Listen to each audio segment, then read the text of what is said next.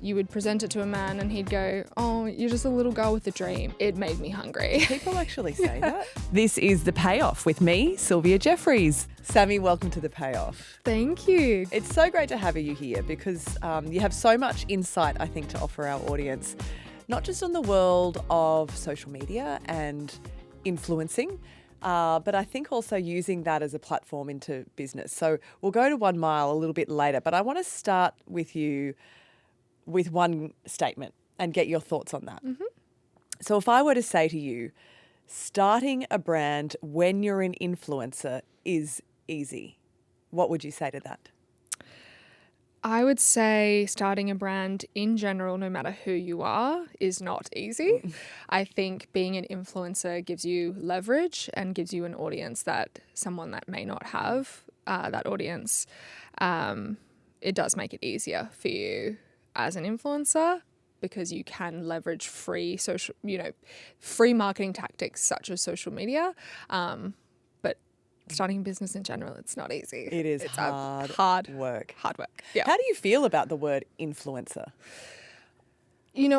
I shied away from it for a long time because it felt like the connotation to influencer, it was quite a judged sort of industry for a long period of time, still is today. So I definitely shied away from it at the beginning, but now I say to people, you can just call me whatever you want. If you want to call me a business owner, an influencer, content creator, I'm happy with any title. I don't really mind. What would you call yourself these days? I would say that I'm a business owner first and foremost. That's where probably 95% of my time goes. And sort of that's where I see my future leading to. But also in the same breath, one doesn't exist without the other. And I'm so grateful for, my social media platform and everyone that's followed me along on the journey. So I'm also equally happy to be called an influencer if that's the title of, being on social media. Well, you were one of the pretty early adopters of, the world of influencing. You were how old when you first posted content? 18? I think 18, yeah. So you were sort of pretty fresh out of school. What did you want to do when you left school? What were you hoping to pursue? I was one of those people that wasn't really sure on a specific direction. I knew that I wanted to be in fashion, ironically, because I actually started my YouTube with makeup, but I loved beauty, I loved fashion. I did go to uni to do public communications, which I thought would lead me down the road of sort of the more marketing. It was a very broad degree. I quickly realized when I was in that degree, I didn't really enjoy it and it wasn't really serving me or teaching me the things that I wanted to know. So I did defer it and I started posting on YouTube because that's what I enjoyed. I enjoyed playing with the products, getting dressed up. Like I just enjoyed being a part of that industry that, wasn't necessarily at a desk 9 to 5. And I was so young that it was kind of like, take the risk when you're young. I was working at the pub at the same time. I was coaching basketball. I was just doing all bits and pieces. So I didn't really look at it as a clear direction that I was going in. I just thought it was kind of a fun hobby at first and quickly realized that I could leverage it and sort of start a business from it. Not just even 1 Mile, but just you actually can obviously monetize social media. So I didn't realize that when I started, but it was a really beautiful sort of organic flow into that. Exactly. Do you remember what your first video was? Yes. I actually no, but I think that the first one that went viral, I did a Gigi Hadid inspired makeup look that she had gone to the Golden Globes. She did a very golden glowy makeup look, and that's what I like to say is sort of my my go-to. So yeah. I did that as one of the first. And that was the one that went viral. So that's the one that is notable in my head. But I think I just did like my everyday makeup look or something along those lines. And it went nuts. Yeah. Right. So at what point did you realise I can monetize this now? I can make this a business? I realised it was quite quick. The free product came first. So I, started posting on YouTube. All the brands start sending you so many packages, and I didn't monetize myself until Max Connectors actually reached out, which is my management still, and told me that you can make money from this. Instead of them just sending you products and you speaking about it for free, you can actually do a campaign with them, and actually they'll give you a brief and you can choose what you want to get paid for, you can decline whatever you want, and it was just a whole new world. And at first as well, like, it is important to build an audience out of authenticity, and you can get a little bit blinded by the money, but from the very beginning I knew that I only wanted to accept collaborations that actually were authentic to me, that I actually liked, and have always since the beginning trialed products before speaking about them or getting paid for it. And I was lucky because I was one of sort of the first. I had that leverage above others because I had built that organic, authentic audience. I did have a lot of brands approach me quite quickly, so I was able and capable to say yes, no. So yeah. You were very young at that point. Were you relying on someone's advice or guidance? You obviously had management. Was there someone in your family you would run things by? Because it would be easy, I think, to make some mistakes, maybe even be exploited at that time in your life. Yeah, for sure. I have an amazing family. My mum and dad are so amazing and were very involved. It's ironic because they, at the same time, they almost were confused and really bewildered by it. They didn't really understand it. They didn't have social media. So they at first weren't totally on board with it. You know, Dad was like, go back to uni. What are you doing? Well, I don't understand why you applying 30 products to your face. My mum doesn't wear makeup, so they found it was such a foreign concept to them. But at the same time, when I did start monetizing, they're very business savvy. They've set themselves up really well as well. So I got really great advice from them on, I'm a sole trader, started making some money. This is what the tax will look like, set up as a company, and all of the sort of really simple, even investment strategies, have a diversified investment portfolio. From a young age, they sort of ingrained those really sort of key elements, foundations, which was really helpful for me as a young person, because it can be incredibly overwhelming when you start to make money, especially when you're not employed by an employer that, there's PAYG, they do that all for you. So yeah, I was very lucky to have them in that sense. So back then, I'm not going to ask you what you're earning now or anything like that, but back then, in the early days when people were starting to monetize their Instagram posts and things like that, what kind of money was being thrown around in the very early days, more than a decade ago? Days, my memory is so bad. It was a lot of money. Yeah. It was a lot of money. Because you do get, I think back then, if I was to look at it, influencers were as a whole were quite global. We were kind of grouped together. So we were approached by a lot of US companies. Estee Lauder, they had a lot of their beauty brands underneath their company. So we were getting budgets from overseas as well. Wow. So big brands. Big brands, yeah. So it was, from the start, it was quite a lot of money. And when you're growing so quickly,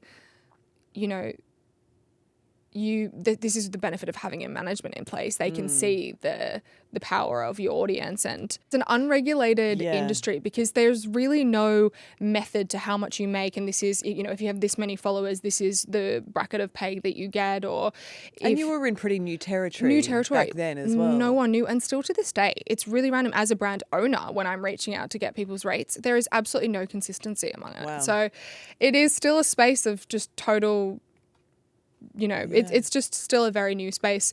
But yeah, from the beginning, it was always I was paid quite handsomely. Yeah, and very, very, very fortunate. Yeah. So, you've worked hard at it though, right? Thank you. And this whole space has changed drastically over the last decade. It's a very different place to what it used to be when you first started posting. It was, I would say, a lot friendlier. Yes. Back then. Is that what you've noticed? Definitely. I think, it can be a very toxic place now, social media. And I've found myself in so many different sort of weeks and months of my life where I've been like, I really don't feel like posting anymore because I don't feel like opening myself up to scrutiny. I definitely don't speak as vulnerably as I used to online and share and open up, even about my love life and things. I'm way more curated with my content. And that doesn't mean that I'm being inauthentic. It just means that you have to protect yourself and protect, just to protect some of your own integrity, so people can't comment. Because it is true, you do open yourself up to scrutiny when you are on social media. It still doesn't mean that it should give the right for these online trolls and bullies to spreads so much harassment and negativity and hate. But it is an unregulated world, and that's unfortunately what does come with it. So that's the one thing that I would say has changed the most. It was probably, there's always been trolling, there's always been the ability for people to comment, but now it's just a different world. Feels louder. It's loud, yeah. I'm interested to get your thoughts actually on Indy Clinton, the influencer, Yes. who's just hired a PI, a private investigator, Yeah. to dig into who has been trolling her. She's accused them of cyberbullying, which is a crime. Yeah.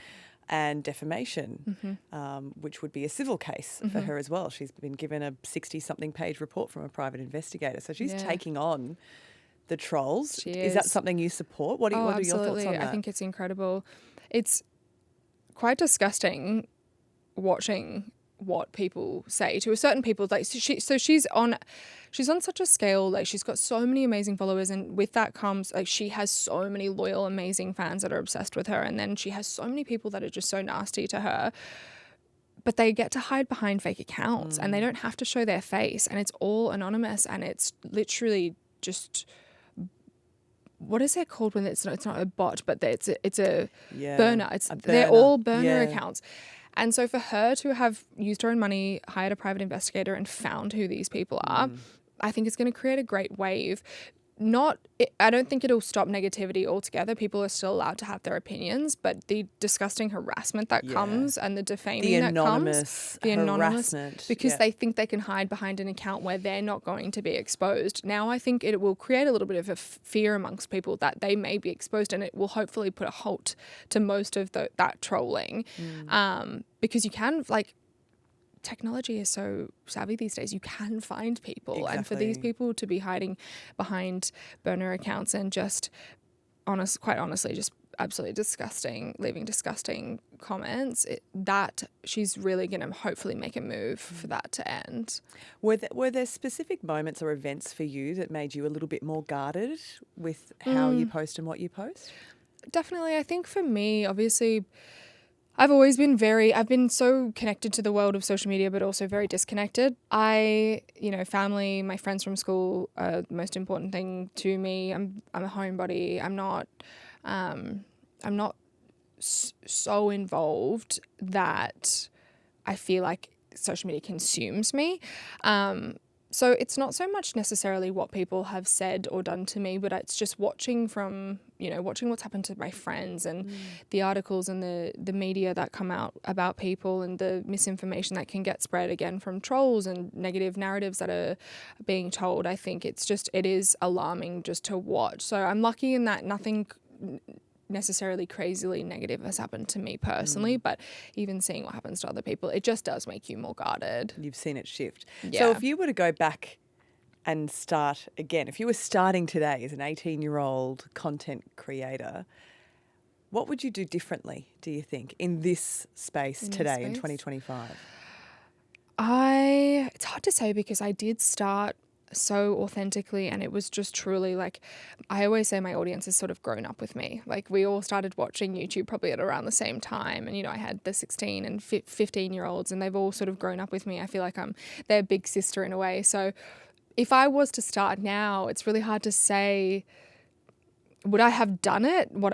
Knowing what I know now? I don't know, but equally it's the greatest thing that's ever happened to me. Obviously, it really has set me up in life. So I think my advice would just be to be as authentic as you possibly can be. Share something that you're really passionate about and you have energy for, but just be careful and just be considered in what you speak about and your approach to social media, because it's not easy. It's really hard having people have so many opinions about you.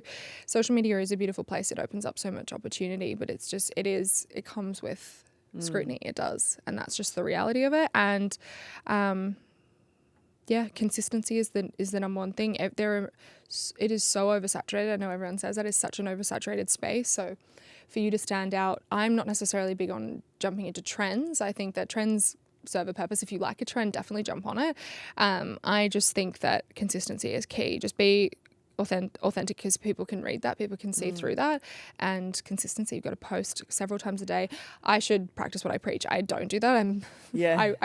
I need to spend more time in sort of figuring out how I can allocate, because I feel it is a hungry beast, social media. It is. So what have you found in terms of cracking the algorithms and increasing engagement and, you know, gaining a really loyal and engaged following? What's been the key to that? I mean, I've just opened a TikTok account because I realised that I'd better get with the times. Get on the TikTok. Old lady over here. Yeah, I have like 100 followers because I have not hacked the algorithm. So what's the key, do you think, in your experience? I think it's consistency. Like, if you have a niche, definitely lean into your niche.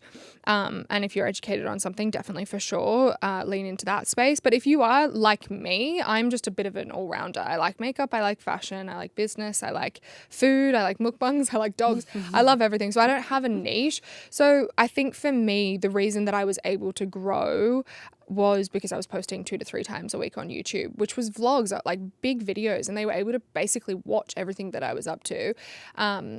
So I think about the creators that I find on TikTok now, and it's really the people that when I get home and I just want to just almost mindlessly scroll, I want to watch someone that isn't, you know, it's that what they're just comfortable to watch, and they show up every day. They show up a couple of times a day. They may be cooking, cleaning, whatever. It could be boring, but it's the consistency for me, because I know that they'll be there and there'll be more content to watch, and you almost become a little bit addicted to watching them. So if you are posting once a week, you can't really expect people to engage or come back. Damn it. Yeah, which is me. It's me now. So, and I know that too. That's why I say I should practice what I preach. I know that, and that's always been the case. But yeah, it's easier said than done. Post. Yes. Yeah. It's a wild world out there, isn't it? It is. If we look back on that chapter of your life when you were only content creating, or solely content creating, so pre 1 Mile, was there a moment for you that was quite surreal where you thought, geez, I've really built something for myself here? Because a lot of it was a bit accidental for you, wasn't it, in terms of building that totally side accidental. of your business? Yeah, I think honestly everything. I think I always say that I don't regret, but I do wish I stopped and took a moment and went, whoa, like this is really cool. But because it was such a fast-paced world and it all happened so quickly, and I loved to pile a million things in all at once. I really didn't realize the gravity of just the life that I was living when I was such a young girl. So I think there were certain moments, I think, when I was overseas, when big international brands would fly you overseas and you would be standing in front of Gigi Hadid or Rihanna's doing your makeup. You're like, little old me. Rihanna did your makeup? Yeah, well, this was actually in Sydney, to be fair. When she had a Fenty event in Sydney, I sat down and she did my highlighter. And I was like, you're standing right in front of me, talking to me, and she was so beautiful. Like, I've never seen anyone in person as beautiful as Rihanna. But yeah, those moments are, you do go, whoa, what on earth is my life, and how did this happen, just from little old 18-year-old me deciding to post a makeup tutorial. It's very funny to look back at, but it's, and now the business, being able to have a brand because I made those risky decisions it feels exciting, and it makes me feel like I've made it, or I've made something for myself. Well, when you started out, did you think there was going to be longevity in a business that was based on social media, or did you have any concerns that there wasn't going to be longevity in this? No, I had concerns. That's why I really wanted to start a business, because it's so volatile. The space still is. You still to this day don't know what's going to happen. Whether, TikTok got banned one day and then it was back, and YouTube, I stopped watching it. So in my head, YouTube died, but didn't. Everyone still watches it. I just didn't watch it. So you have to, you have to be conscious of that it may not exist. It'll exist in some capacity. People will always try to find the next thing or invent the next thing. So it will always exist, but you may not always be relevant. So it's important to sort of capitalize on it while you can, and while it's hot. So when was the first seed planted for 1 Mile? Where did the idea all come from? The idea sparked, I did a collaboration with another brand, and I was quite involved in the design process. So I just found that I really enjoyed it. And I was at a point as well where I'd been doing it for 4 years. I'd been saving up all this money. And I knew I wanted to do something. I either wanted to buy a house, get a mortgage, or I wanted to start a business. I had that opportunity and I really, really liked it. And a lot of people are always like, why didn't you do makeup? Because you were doing makeup tutorials.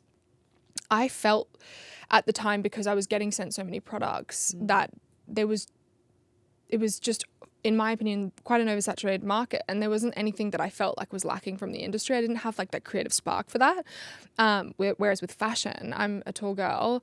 Every pair of pants I ever put on my body, it would come up halfway up my shins. You're my queen. Take them down 7 inches every time. Every time. So I was like, and that was a really nice moment for me, because I did that collaboration. I launched it and all the tall girls were really loud. They were like, thank you, thank you, thank you. Yeah. And I was like, wow, there really is a market for this. And I don't feel like there's... No one thinks of the tall girls when they make jeans. No, they don't. No, they don't. I do, guys. Yeah. So, yeah, and that's sort of where the idea was born. And I've always loved fashion. I tried to tell a short story short. When I was younger, I would always wear little sundresses, and you wanted it to be a ball gown, so I would take like a little carton, like a little cardboard box, and I would cut a hole in it and I'd put it over my hips, and then I'd put my sundress over the top so it turned into a ball gown. Like, oh, that's so sweet. I would always sew with my grandma and my mum. Like, I always loved it. So yeah, it felt very organic. Yeah. So where did you start in terms of development and research and fabrics and production? Yeah. I mean, that's a lot when you're new to that world. I wish ChatGPT existed when Yeah. I started. So just heaps and heaps of research, lots of meetings, lean on the people around you. Like I said, I was lucky. My dad was very experienced and very, amazing CEO, but he was a very large scale business, so it was quite irrelevant information for me. But in saying that, he did have connections of people that I could sit down and talk to and just listen to. And not that I have a mentor now, I just feel like at the beginning I had a lot of mentors that I was able to just kind of just ask questions, whether they were dumb questions. I just needed to fully understand it. There's a lot of terminology people use that you just don't understand, especially when you're coming into it. They use a lot of abbreviated 3PL. And what does that mean? It means third-party logistics, which not something I'm familiar with. Yeah, exactly. And so you'd sit there and they'd confidently be like, okay, so you invest in your 3PL, blah, blah, blah. And I'd be like, what's that? Like, what is that? So I knew that with the audience that I had, I wanted to set it up correctly. So I spent a lot of time before I launched making sure I had the right suppliers, the right quality. That was number one, first and foremost, the most important. The systems had to be correct in the operational side. So the 3PL, I wasn't going to pick and pack myself. If I did sell 2,000 on launch day, I wasn't going to be able to sit there and do all of that within 2 days. So I had to have an operation set up for distribution. The website, if I did have 20,000 people come onto the website, I didn't want it to crash, so I got project what are they called, developers. I got website developers to come in and make sure the website was set up correctly. So I did self-fund it, and I did throw a lot of investment into it because I wanted to do it well, and I wanted it to also be a legitimate brand from the beginning. I didn't want to launch one collection and then a year later be like, oh, the influencer that launched one merch collection and then she didn't do it again. Like, I wanted it to be a consistent business and brand. So I had a strategy from the beginning, and I had launches set for 2 years before I even launched my first collection. So I was lucky. I had a beautiful production manager that came on board, and she had a lot of experience. My general manager, who's still with me now, she was like me. She had no idea, but we both just learnt together, and we just did lots of research. Again, my dad, I asked him as many questions. It was all new to him though. It was a very different world. And I think my strength is that I'm a bit of a risk taker, whether that's probably blissful ignorance, but I was willing to take the risk. I was willing to just kind of jump in, and I really believed in what I wanted to do. So yeah, that's sort of how it was born. Well, it's really interesting to me that when I think, a lot of what we see on social media is so fun and frivolous, and there's nothing wrong with that. I think it's a great space for a bit of fun and frivolity. But speaking to you, you've been so smart and considered and thoughtful in how you've built this career so far.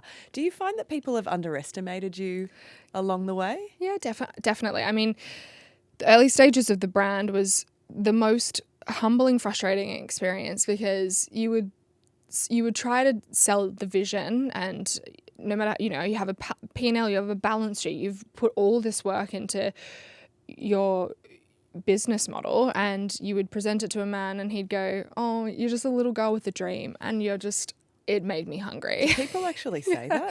I've had some shockers. I actually could sit here and do a whole podcast on the things people no, used tell to me say. more. What do they say to you? I know. It's just, well, they just looked at me because I was I was 23 when I first started having these meetings, and I'm having meetings with CEOs of other businesses, and there was a lot of people that supported it but were a little bit apprehensive for me. I think they were a bit like, oh my God, like crossing their fingers, what is she doing? But still go for it, but here's warning signs. And then there were people that were like, sorry, come again, you're 23, you're ordering this much stock, okay, good luck with that, not you're not doing that here. And so the ones that did believe in me and kind of jumped on board were taking a risk as well, because they were like, what is this girl doing? Wow. And I think that my parents as well, they knew from me leaving uni and deciding to defer, and it was all my own money, and I just decided, I was like, just let me do this and see how I can, what I can do with this. They already knew that if they told me if they were like, don't do it, I wasn't going to listen. So, I think, yeah, there's definitely been a lot of backing from people, but for sure, when you're a 23-year-old little girl, that, especially when you're a female or a woman in any industry, you tend to feel like there's a little bit of, what would the word be? Sexism? Yeah, pretty much. And just doubt, I would say, as well, until you prove that. Yeah, underestimate you. And I think it's exciting. I just look at it as an exciting opportunity to prove people wrong. And well, have you proved them wrong? How has 1 Mile performed when you look back at those early, dreams and projections that you were pitching to people? Yeah. Well, we sold out the whole collection day one, and, my dad had never seen anything like it before. And so, even my 3PL who I had warned, I said, I could sell 2 things tomorrow, but I also could sell thousands and thousands. I need you to be prepared for thousands and thousands. Have your staff there. I'll pay extra. I'll pay, the hourly rate to have them there just in case. They'd go, yeah, okay. And then you do it, and then they're, scrambling. So It did really well, and don't get me wrong, business is so hard. There has been so many moments where the business model spikes and then it drops, and then it's never consistent. Revenue, you may have a really strong revenue month, but your overheads are really, really high, and your profitability is dropped, and your cash flow you're struggling with, and there's a lot of pressure. Like, I've got people's livelihoods, I've got staff, it's all fixed costs. I can't be too risky because I can't make mistakes that will lead to, me not being able to pay my bills. But equally, my role as CEO and director is to be able to push and scale and get us to that next level. So it's constant balancing act. Yeah. So what is, if you look back on the business so far, the best decision you've made? Launching it, firstly. I think the launch was so fun, and it was just such a whirlwind, and I was working in a little shack at the back of my house with just 3 girls, my best friend, and again, my general manager still at the moment, and it was just such a fun, I could look back at it, it's so much fun. Now I would say a couple of years later, the best decision was opening the stores, because it's legitimized the brand past, again, just being an influencer brand. But it also just gives people the opportunity to come touch the clothes, try it on. Online shopping can be a tricky space. And, even navigating as a business, online, returns and things, it can also be quite costly as a business. So having stores has just been such an eye-opening experience. It's been so amazing for our revenue. It's been amazing for our customers. Wow. It's been amazing for our girls. It's just social media. It's pushed our marketing. Like, everything about the store has been just such an amazing, positive experience. That's interesting, because a lot of people would probably question that risk. Yes. If they're in the e-commerce world where your overheads are lower. Definitely. And I think, the difference I would say is that the overheads with online, they fluctuate. So they're not fixed. They are dependent on whether you're making that sale. That's where you then pay all of the overheads that come with the operational side and the distribution. With the store, it's fixed. So you have to pay your rent. You have to have staff there. You have to have stock there. It's all very fixed. So if people aren't coming into your store, it is risky. It absolutely is risky. But that's where you've just got to rely on your internal marketing team to push the store, get people in there, have, exciting projects going on in the stores and initiatives, bring Aperol Spritz in, have Bondi Sands, do fun things that will encourage customers to come in and increase your foot traffic, because it is risky for sure, but it is so important, I think, for a clothing brand just to have a place that people can come and try things on. Any mistakes that other people could learn from? Yes. Don't sign a cold shell for your first retail store, which a cold shell literally means, like, imagine there is literally no electricity, no gridding, nothing. It's completely empty. So I didn't realize signing the contract which it's a 5-year lease, which is good because it's enough time that I was able to, depreciate those costs over the years. But I didn't have a project manager, so I was, we were calling electricians to come in before the gridding, and then the plastering has to go on top, and then the painters, and then the tiles, and then, I learned so much about a fit out. I think I could be a builder now, but so I might bit change off a bit more than you could chew Yeah, with that I think, one. so make sure when you're looking at your leasing, like, have a good lawyer, and when you're looking at your leasing terms, like, it would have been nice to have a bit of contribution from the landlord. I knew that wasn't the case when I signed it because I really wanted this space. So I was willing to again take that risk, but I didn't realize, go in, and when you're signing a lease, make sure you know exactly what is in that store. And it's just, if you can do a fit out that's a little bit more cost effective and, find a space that isn't completely that already cold. has power. Yeah, already has power. That would be my biggest advice. But equally, I learned so much from it and I don't regret it. Like, I actually really enjoyed the process. It almost sent me bankrupt, but no, it didn't. You got through it. I got through it. It was a good experience and it was so worth it because I got to do everything exactly as I wanted it to be. But yeah, it's leasing and making sure you're finding the right space is really important. When it comes to personal finance, listening to you today, it sounds like your parents set some really solid foundations for you. What were some of the money lessons they taught you growing up? Probably, I mean, they've done incredibly well for themselves, and they were very stringent on not giving us much of that, if that makes sense. They set us up in life in the best way that they could without also spoiling us. Materialistic things weren't big in our household. They were savers, but they also just weren't materialistic. So I think they were really smart with their money. They enjoy family. They enjoy their environment. And for me, it was just having a diversified portfolio and understanding it. If you're going to invest in, stocks and bonds, make sure you understand it. If you want to invest in property, make sure you understand it. If you want your money to be in a small yield that's earning 4%, would you prefer to put your money into your mortgage that, is offsetting because it's 5.6%? So just understanding and really trying to learn for yourself instead of asking the question, not listening, and getting them to decide for you. You really know your stuff. So have you got your own, are you investing heavily in the stock market? I was before 1 Mile. I actually am not as much anymore because I have a mortgage now. So I decided, I found that because it was fluctuating quite aggressively, when it did climb back up before it dropped, I sold quite a lot of it and put it into my mortgage because my mortgage interest rates increased. So it was offsetting anyway. And I just wanted to have it in a safe, stable place where I knew it wasn't just going to keep doing this just with the climate we're in this economy at the moment. I'm a little bit scared of that. Yeah. And I'm just a bit too busy as well at the moment to look at investing. You've got to be a bit more engaged. Yeah. So I'm not as risky with my money in that sense. I absolutely like crypto and all of those things. I've definitely looked into them, but I'm not as interested in it at the moment. But yeah, just always just trying to stay educated and just keep yourself up to date with everything that goes on in investing in general. Like I said, you're not always going to have time for it. It's quite exhausting, and it's okay if you don't know and you don't understand. You don't have to be perfect, but I think taking risks is really important. And I think if you don't, you're not necessarily going to see growth. So What are the things that give you some joy to spend money on? food. Oh, yeah. It's so bad because there's like a trend going around on TikTok where people show their Uber Eats orders, how many Uber Eats orders that you've done.